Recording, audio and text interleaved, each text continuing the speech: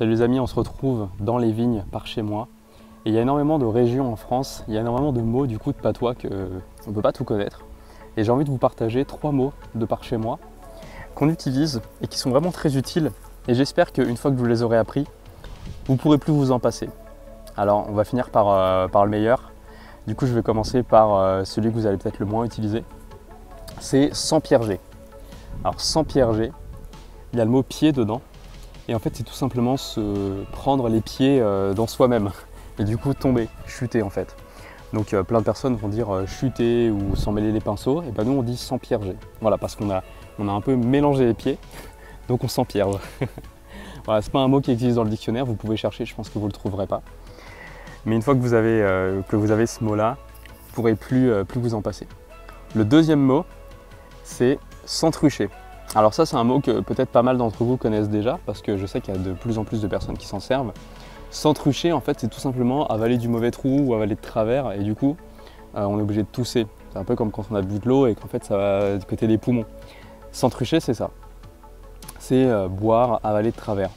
Et c'est un mot que j'utilise très rarement, mais j'ai pas d'équivalent en fait, à part plein de mots, quoi. Avoir avalé de travers ou avoir avalé du mauvais trou. Bah là, je m'entruche, ou il s'entruche.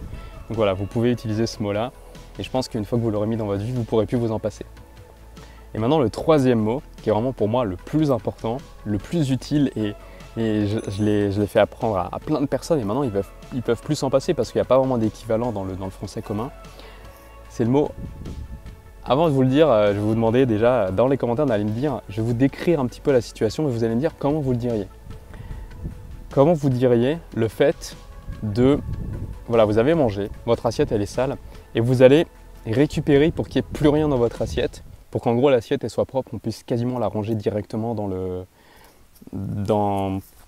placard directement comme ça sans la laver. Comment vous diriez? Mettez en pause, dites-moi ça dans les commentaires, le mot que vous utiliseriez ou l'expression que vous diriez. Voilà, j'espère que c'est fait. Et alors pour ceux qui viennent de ma région, vous avez peut-être déjà mis le mot. Nous on va dire ragrainer. Ragrainer, donc il y a le mot grain dedans. Et en fait l'idée derrière c'est de venir récupérer jusqu'au dernier grain. Ragrainer, ragrainer son assiette, ragrainer un plat. Peut-être que vous avez mis dans les commentaires racler. Mais racler, vous voyez qu'il y a la notion de, je ne sais pas, venir racler avec une raclette en fait.